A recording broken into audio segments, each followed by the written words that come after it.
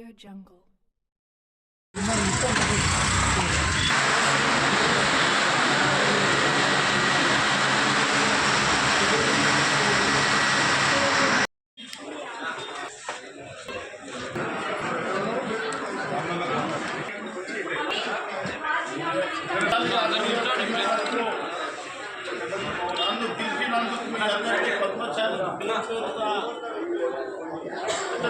ధన్యవాదాలు.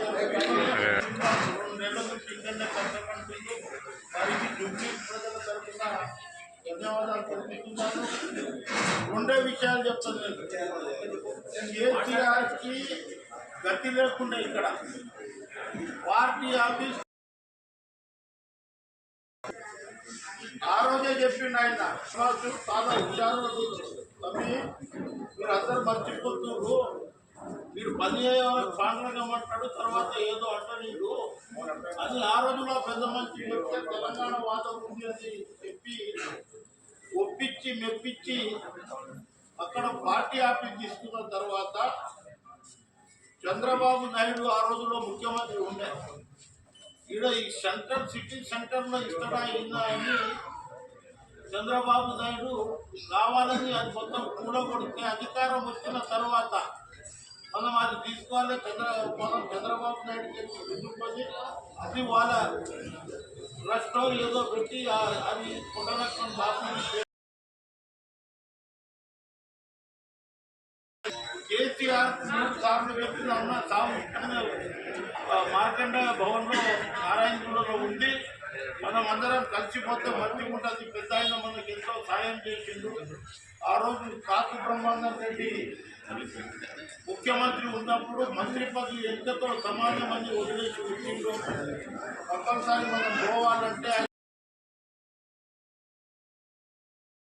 ఉద్యోగాలే కానీ రాజకీయ పరుల నుండి అవకాశాలు కానీ అందరికీ సమానంగా దక్కాలంటే దానికి కులగన్న ఒకటే సాధ్యమని భరించిన పిలుపు మేరకు మన దగ్గర కులగన్న జరపడం రేవంత్ రెడ్డి గారి ఆధ్వర్యంలో బీసీ బిడ్డ అయినటువంటి పొన్నం ప్రభాకర్ గారు అసెంబ్లీలో ఇచ్చే క్రమంలో ఆ బిల్లును ప్రవేశపెడితే మరో బీసీ బిడ్డగా నాకు అవకాశం వచ్చింది. ఆ బిల్లు చేసే అవకాశం చట్టాలు తయారు చేసుకున్నాం 2 రకాలుగా అసెంబ్లీలో.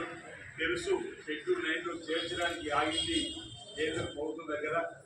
ఆర్డినెన్స్ 2018 పంచాయతీ చట్టాన్ని సంబంధించి తీసుకొచ్చిన ఆర్డినెన్స్ ఆగింది గవర్నర్ దగ్గర. మీరందరూ కూడా చూస్తున్నారు.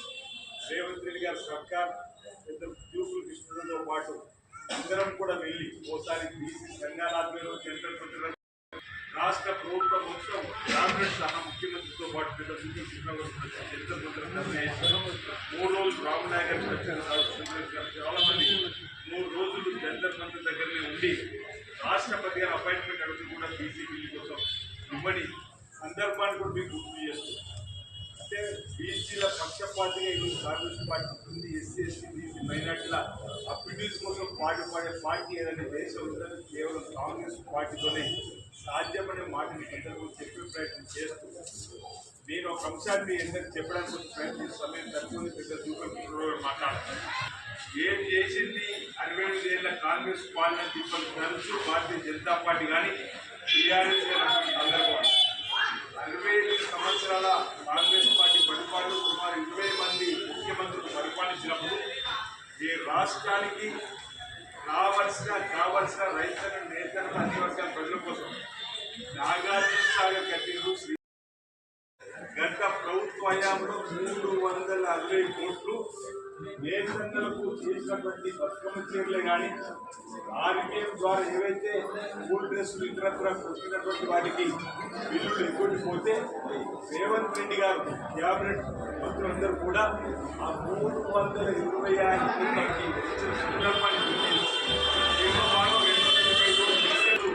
ఐకేపీకి సంబంధించిన వాళ్ళందరూ కూడా చీర ఇవ్వాలని చెప్పి మళ్ళీ నేతలకు పరిగణించే కార్యక్రమాన్ని 4,56,00,000 మీటర్ల చీర కోసం నేతలకు ఇస్తే ఎక్కడికెక్కడ బలమంగా కార్యక్రమం కూడా ఈ పనిలో ఇదే అంటే చేతిగా పరిగణించే కార్యక్రమం కూడా మన రాష్ట్రంలో 100 డిపో ఎక్కడ లేదు. గతంలో ఏదైతే ఇంతకుముందు వెంకన్న చెప్పినట్టుగా శ్రీనివాస్ గారు ఏర్పాటు ఉన్నాడు, కృష్ణరావు గారు కూడా బహుశా ఈ విషయం తెలుసుంటారు.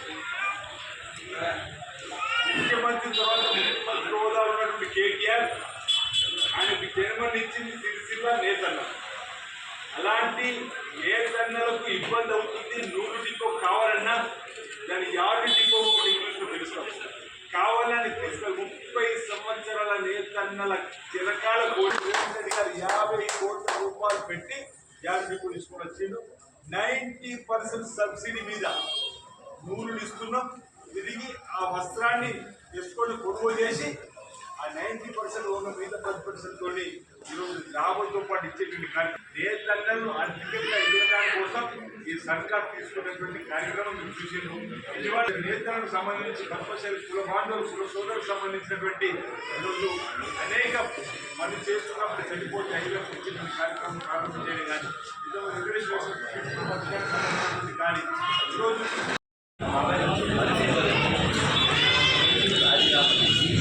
తెలంగాణ వచ్చే పదవులు తీసుకుని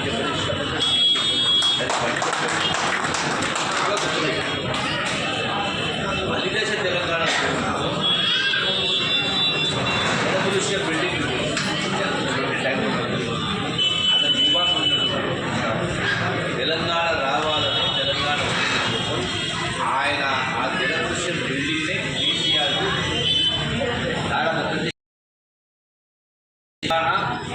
బీఆర్ఎస్ పార్టీ మొదలుపెట్టడం జరిగింది.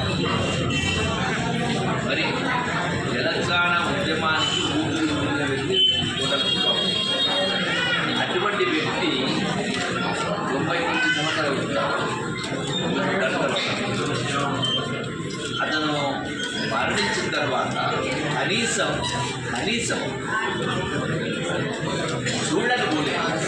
కేసీఆర్ చూడడానికి పోలేదు అంటే ఎంత దుర్మార్గం అనాలా దానికి బలుపు అంటారు. వల్ల బలుపు అహంకారం. అదే ఆ అహంకారం చూడడానికి కూడా పోనీకి కూడా టైం లేక చాలా కాకుండా అదే అహంకారం అదే ధర్మంతో తెలంగాణ రాష్ట్రానికి పద్ధతి కూడా వందలాది మంది బిడ్డలు ప్రాణత్యాగం చేసి తెలంగాణ వస్తుంది. తెలంగాణ వస్తుంది. మరి పరిపాలన ఆ అమరవీరుల ప్రాణత్యాగాలను చేసిన పరిపాలనకు పోలిస్తే భూమికి ఆకాశానికి వ్యత్యాసం 64 సంవత్సరాలు 70,000 కోట్ల ఒక ముఖ్యమంత్రి పరిపాలన చేసి ఇలా 10 సంవత్సరాల్లో 8 లక్షల కోట్ల చేసి ఇలా సంవత్సరానికి 75,000 కోట్ల వడ్డీ కడతా ఉన్న ప్రభుత్వం. ఈ 2 సంవత్సరాలు 150,000 కోట్లు కట్టదు. మరి వాస్తవంగా అంటే ఇంత భారం ఆర్థిక భారం మోపి మళ్ళీ ఏమంటాడు, ఇక్కడ పోయినా మీ కులం బంగారం అంటాడు, ఇక్కడ పోయినా 2,000 పెంచాడు. కులం బంగారం కావాల్సి 4,000 కోట్లు. నేను కళ్యాణానికి శాంతిబాబాద్ ఇస్తే 4,000 కోట్లు. కులం బంగారం అంటే మళ్ళీ 1 లక్ష అంటే 4,000 కోట్లు. 2,000 పెన్షన్ బాకీ కార్డు అంటున్నారు. బాకీ కార్డు తిప్పిపోతే 20,000 కోట్లు కాదు. మరి మీకు ఖర్చులు మీరు చేసినట్టు మొత్తం వడ్డీ ఎంత? సంవత్సరానికి 70,000 కోట్లు, 2 నెలలు 150,000 కోట్లు. అంటే దీనికి కారణం కేసీఆర్ కదా. అయినా కూడా ఇంత ఆర్థిక భారం కూడా చెప్పినవి అన్నీ కూడా ఒప్పులు చేసుకుంటారు. మీకు అందరికీ మళ్ళీ చెప్పాలి. కాంగ్రెస్ బస్సు కావచ్చు, క్యాపిటల్ కావచ్చు, సర్వే కావచ్చు, రేషన్ కార్డు కావచ్చు, రైతులకు సన్నట్లకు బోనస్ కావచ్చు, ఇతర మైండ్లు కావచ్చు, రుణమాఫీ కావచ్చు, ఇన్ని రకాల కార్యక్రమాలు ఇవన్నీ కూడా 2 నెలలవే. 2 నెలల లోపల ఇవన్నీ చేయడం జరిగింది. మా పార్టీ కార్డు 2 నెలలు ఉన్నది. మా పార్టీ కార్డు 2 నెలలు అయితే ఇంత అప్పు చేసి కనికరాశం అప్పు చెప్తే ఇంత 3 లక్షల కోట్లు అప్పు చేసి అయినా మీరు 10 ఏళ్ళు చెప్పినటువంటి ఇప్పుడే చెప్పింది పద్మశాల సోదరులు వాళ్ళకు ఆ కోడ్ అది ల్యాండ్ డిపో రాలే, వాళ్ళ యొక్క ఎగుల భాగం వాళ్ళ జమాలో ఆత్మహత్యలు చేసుకుంటున్నారు. ఏం రోగం ఏం కర్మ? నీకు 2 లక్షల బాబుని తెలంగాణ ఉద్యమాన్ని కూతురుండే ఆయన మొదటి దేశ ఉద్యమాలు.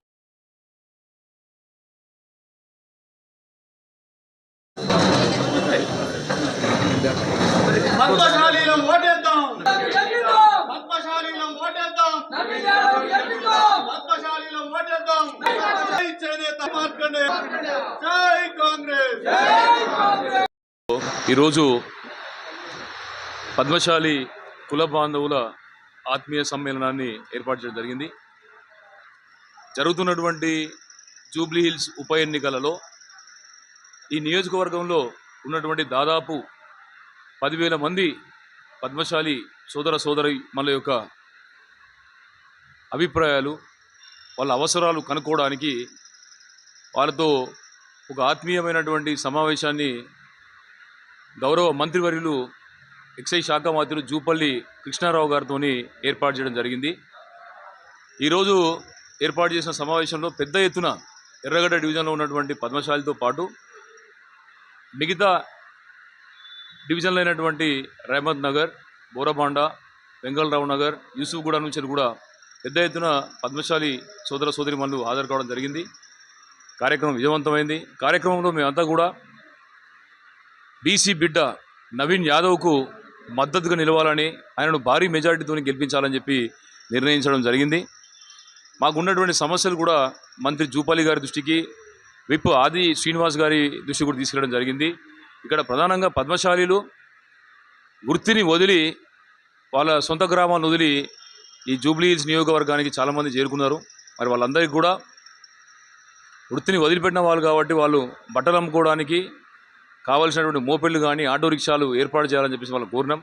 అదేవిధంగా పద్మశాలి కమ్యూనిటీ కూడా ఈ నియోజకవర్గంలోనే బోరబాండ, రహమత్ నగర్ ప్రాంతంలో కొంత స్థలం కూడా ఉన్నది కాబట్టి అక్కడ కూడా ఒక మంచి టెంపుల్, మార్కండేయ స్వామి టెంపుల్ని కూడా ఏర్పాటు చేసుకోవడానికి అవసరమైనటువంటి నిధులను కూడా ఏర్పాటు చేయాల్సిందిగా మేము ప్రభుత్వానికి విజ్ఞప్తి చేసినాం. ప్రభుత్వం దానికి తప్పకుండా ఈ ఎలక్షన్ కోడ్ ముగిసిన తర్వాత ఏవైతే పద్మశాలీలకు కావాల్సిన అవసరాలు తప్పక తీరుస్తామని చెప్పేసి గౌరవ మంత్రివర్యులు జూపల్లి కృష్ణారావు గారు తెలియజేశారు. కాబట్టి పద్మశాలీలంతా కూడా ఏకతాటి మీదకి వచ్చి తప్పకుండా ఈ ఎలక్షన్లో బీసీ బిడ్డ నవీన్ యాదవ్కు అండగా నిలిచి అతని గెలుపుకు మేము కృషి చేయనున్నామని చెప్పేసి ఈ సందర్భంగా తెలియజేస్తున్నాం. బీసీ ఉద్యమం కొనసాగుతుంది.